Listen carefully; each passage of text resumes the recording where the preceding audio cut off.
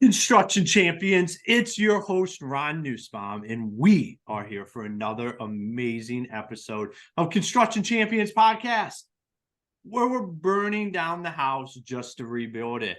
And I don't say that because I want you to go burn down a house. I say that because that's what we're doing with our businesses here.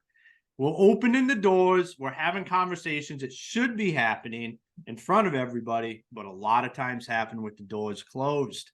I'm super excited about today's episode. As usual, if that doesn't surprise anybody, I would be surprised at this point in time. So I'm excited to have Phill and Heather with us today. How is it going?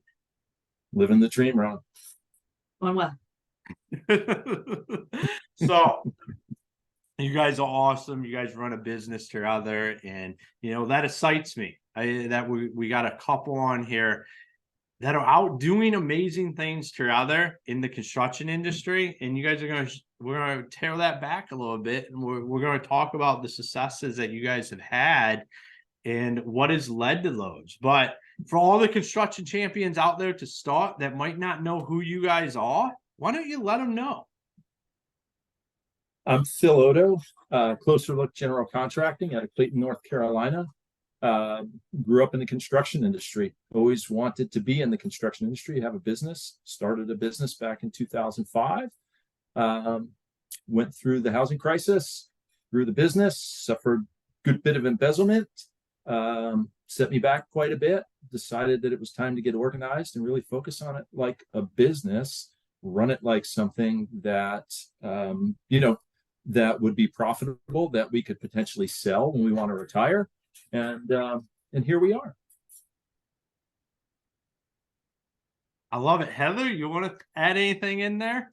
Yeah, I am. I'm Heather Oddo. Have not always been Heather Oddo. Phill and I have been an item for a decade or so. And I actually come from a totally different background. My degree is in a totally different field.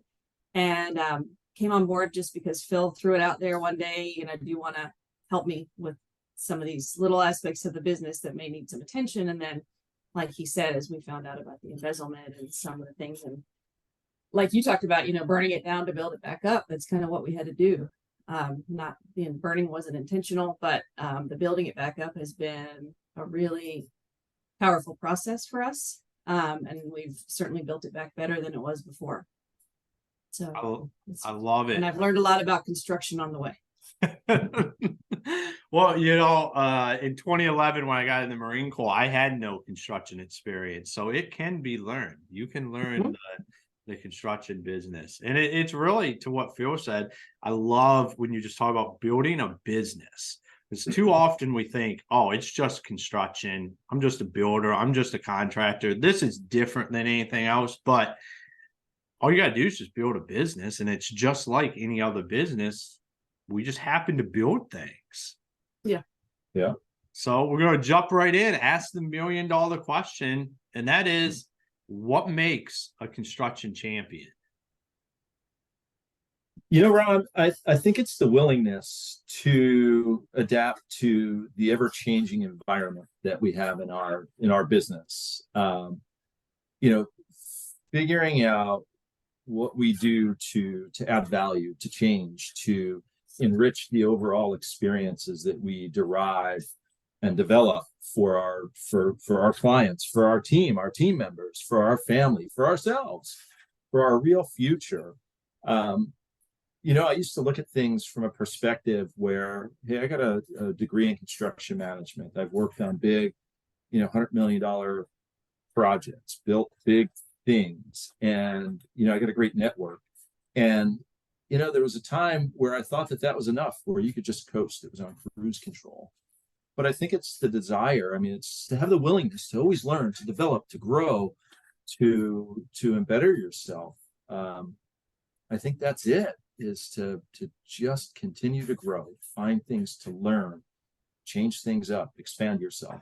I think that really develops a construction champion. Mm-hmm. Yeah, and mine is kind of similar. We didn't actually, plan this and try to piggyback too much, but one of my life philosophies really is just that there's always more to learn. there's always more to explore. There's always more to become. And I had this belief as a kid that, you sort of go through this process of, you go through school and get out of school, you meet a couple of, milestones, getting married, having kids, and then that's it for the rest of your life. And that sounds, it's like a juvenile perspective. It was because I was a kid, but I what I'm learning as somebody who's approaching 50 now is that there's always stuff to learn. There's always new things to take on, new challenges, and as long as you're still living, you can do those things. I don't want to misquote, so I have my little paper right here. But one of my very favorite quotes is Maya Angelou. She said, "Do the best you can until you know better, and then when you know better, do better." And that's always resonated with me because, then it very much applies to what we're doing here in the business is that, we're learning things that people who have big successful businesses probably already knew, but we didn't know what questions to ask. We didn't know, this is embarrassing to admit, but we didn't even realize until sadly pretty recently that there's a conceptual and a mathematical difference between markup and margin. We thought, well, if you mark it up enough, it's got to cover your overhead and you even have a little bit left over. And it, somehow the math didn't work out at the end of the year where we had any money left. So, those little things that, like Phill said, you may have a ton of construction experience, a degree in it. You may have, a great network, all these things. But if you don't know, or if you're not willing to listen, to what other people are putting out there, and explore some of these concepts, even if they seem a little bit off the wall, you're not going to grow. You're going to stagnate. And I think that's the key. You have to be willing to learn. Always. I love it. That's power. And I love that you guys didn't have a conversation prior, but here we are talking about the same thing. And that's just learning and adapting to the situation and continuing to grow. And, this is a subject that comes up and you guys are firsthand, you guys are out there. How did you develop that mindset, or where did that come from? How can guys learn to learn? You have to have the willingness to develop, to enhance your skills. I mean, it's I think people have to apply pressure. There's got to be pressure that's applied. Either you have to fail somewhere. So we have the term fail forward. You have to have the willingness, the desire to succeed. And, for me, I was in the face of the adversities that come through embezzlement.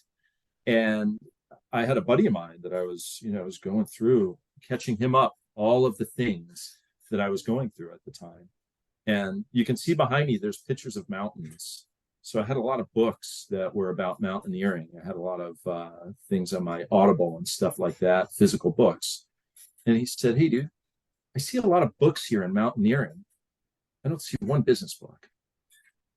Holy cow, that changed my way of thinking entirely, to the fact that, or to the degree that, they're business books, they're podcasts. I mean, I listen to your podcast regularly because the nuggets that you pick up along the way, they turn into big things. You have little incremental successes. And as we develop little successes, the quest, the desire to learn, it increases. It takes time. You're not going to do it overnight, but you're going to pick up these nuggets along the way. And, for me anyway, I think that's it. You have to have the willingness to succeed. And, I don't want to say it at all costs, because you have to have balance. You got to spend time with your family. You have to develop your relationships with your children, your wife, your parents, people that are important to you. But I think there's a balance in all of it. You just have to have that desire to succeed, to expand yourself, to enrich your life and the lives of those around you. Yeah. And you have to be, have the humility to admit that you don't know everything. And again, just because you know a lot about building things, construction, whatever it may be, doesn't mean that, that you necessarily know everything there is to know about working with your team, dealing with how to motivate your team, how to deal with conflict with your team, or, with clients. stuff like that. We just maybe flying blind with some of that stuff, and to be able to say, hey, I need to grow in this area. What do you recommend? And like Phill said, listening to podcasts, reading books, taking the suggestions of those podcasts and books for other books. And then you just, it's just this, you get out this forward momentum where you're just gathering information. And, you can take what you like and leave the rest. You don't have to adopt every single strategy that somebody throws out there. Not everything works for every person. But that open-mindedness, and like you said, the willingness is fundamental, I think.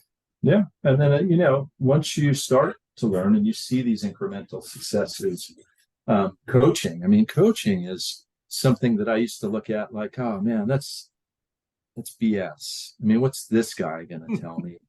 Yeah. And, now we're advocates for it. We have discussions on a regular to evaluate where we're at, where we want to go, and who we're going to work with, what directions. We've got some opportunities to work with coaches that deal with culture, coaches that deal with the financial aspect of things. We're currently members of Remodelers Advantage, and we do the peer coaching with them, where we meet with our peer group twice a year. So it's all in that process, that thought that we're going to learn how to create the culture, how to create the processes, how to create our future, and provide great experiences for our customers. Mm-hmm. I love it. That when you talk about, for one, I think everybody should find a coach, a mentor, something. Like, not everybody's for everybody, but you need to find who's for you. It's one of the reasons I bring so many of them on here, is because I feel like people should be exposed to that, and you're going to figure out who you relate with, who it's the best for you to work with. But to Heather's point about the books and just picking up that golden nugget, I look at that all the time, because I'm a continuous learner. I'm always reading, and most books are all like the same stuff. But it's really figuring out, how do you get that to work for you? Because we're all different into different systems. And like, just because it worked for one person doesn't mean it's going to work for you. But you can take this part of this and this part of that, put it to your other, and start creating that recipe that leads to that success for you guys. Yeah, absolutely. I can't help but notice that one of our foundational books is sitting there on your shelf behind you. That traction book was the first one that the friend of his that he was referring to that said, why don't you have any business books? That was the first one he recommended. Mm-hmm. And we went through that thing with a fine-tooth comb, because we started reading it and thought, oh my God, this stuff actually pertains to what we're dealing with. And, we did printed out the little handouts and did the little charts and whatnot. And, and from there, that really kind of cracked that nut, so that we started to realize, oh geez, there's a whole wealth of information out here, and we should probably explore some of it.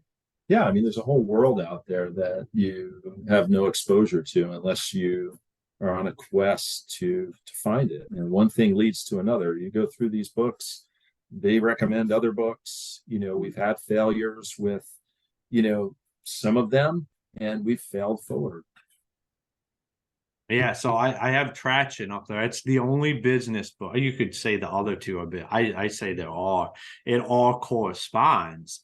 But because I truly believe that Traction is like the foundation for a business. No matter where you're at, Traction can completely change your trajectory, because as you continue to grow, it's not on a broken foundation. It allows you to set yourself up for success. I've used it in multiple businesses, and it's one of the top books I refer. Well, with the top three, like right there. Those are the three books. I say the 10X rules for your mind, to expand your mind for belief of exactly what you can accomplish. 75 hard, everybody should do, because it puts you in the mental place to be able to go to accomplish the 10X. Like, you have to mentally be able to get there. And then Traction's that foundation that without that, you can't get to build the house on top of that. So. Yeah, without a doubt. Mindset, I think mindset is foundational to success. I mean, you know, those are some of the fundamentals. Is 75 hard is about discipline. And, you know, if you've got the discipline to get up in the morning and do these things over and over and over and over again, then, you know, in the right order, in the right sequence, then you're going to eventually develop the success. I mean, it's, you know, it's really what it boils down to is the mindset. You asked me a few minutes ago, what is it that, you know, what is it that encourages people to learn? It's a mindset. Yeah. I think it's also, I'm sorry to interrupt you, that one of the things when you said that, what encourages people to learn, I think, is sort of having permission and freedom to realize that it's okay not to know everything. You know, it's really easy to shut down and not be open to learning whenever you know, are afraid you're going to feel like a dumbass because, you know, you have to ask questions. But as Phill knows, I ask questions till I am blue in the face because I want to know. And that's the only way that you move forward. So yeah, giving people that freedom and saying, hey, it's okay to not know. What do you need? How can I help?